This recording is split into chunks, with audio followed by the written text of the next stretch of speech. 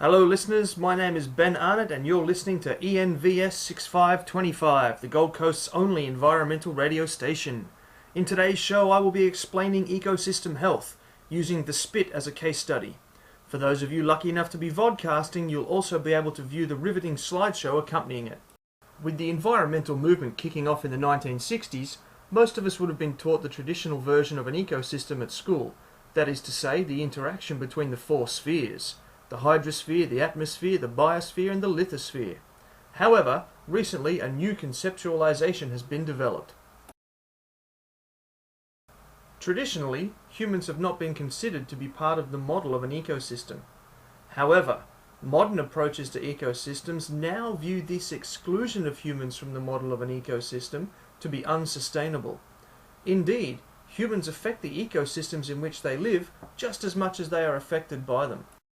So, the question we must ask is, what are the human elements that need to be considered when conceptualizing ecosystem health?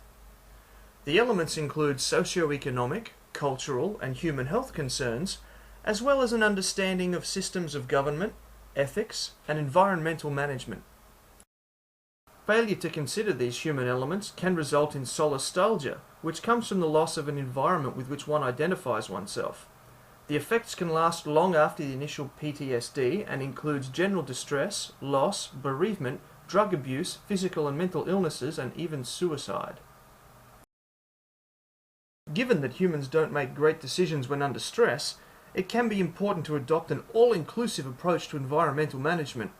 One caller has suggested combining the new model of ecosystem health with that of ecological restoration, where the latter involves assisting the recovery of ecological integrity.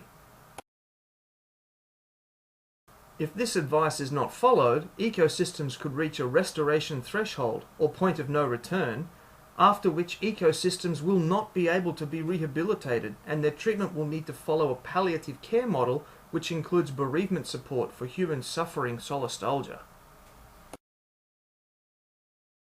So, dear listener, let's consider the spit.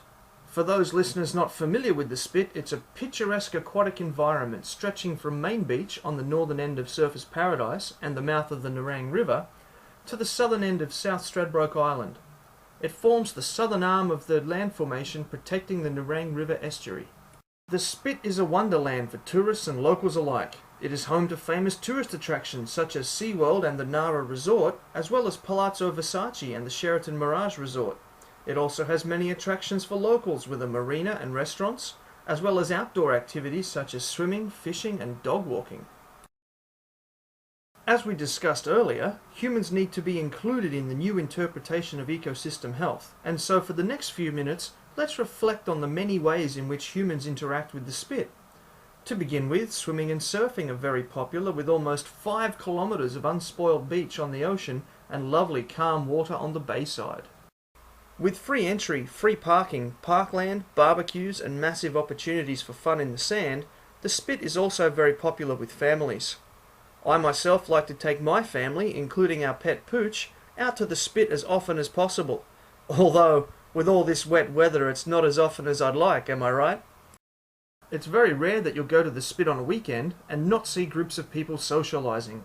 The beaches, bays, parklands and barbecues offer great opportunities for people to get together, be it for birthday parties or weddings, special interest groups such as snorkeling or paddleboarding, or just simply to relax and have a good time together.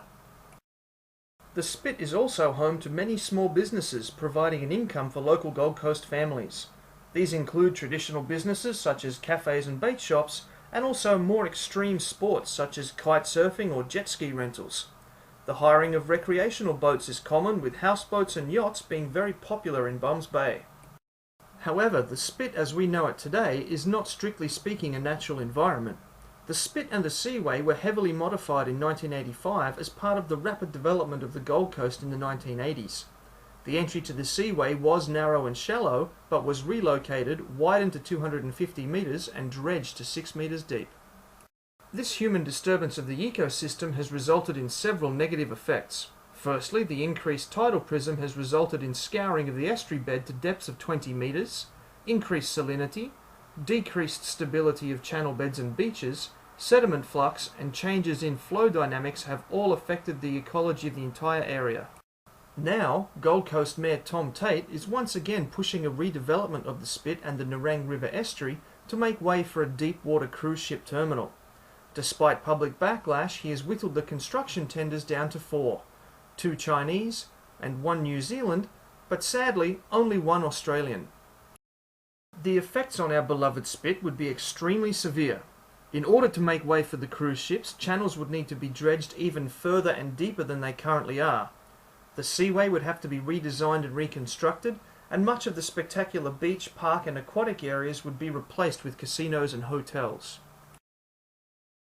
The increased dredging would exacerbate the problems already being experienced, such as dune erosion, and heavy metal deposits from the increased marine traffic are extremely toxic and mutagenic, even in small quantities, building up not only in the water, but also the estuary bed and banks. Could this threaten human health, we ask? Combined with not only the loss of a beautiful environment which has become a part of their lives, but also the loss of employment and income from the replacement of family-owned businesses with casinos and hotels, many people would face the threat of psychological health problems and psychosocial morbidity if the cruise ship terminal were to go ahead. So, dear listener, it is clear that the proposed cruise ship terminal poses a threat to both environmental and human health, constituting a threat to ecosystem health. The ramifications of this development would be very dire indeed. Thank you for listening, and coming up next is Wacko and Charlie for Drive Time.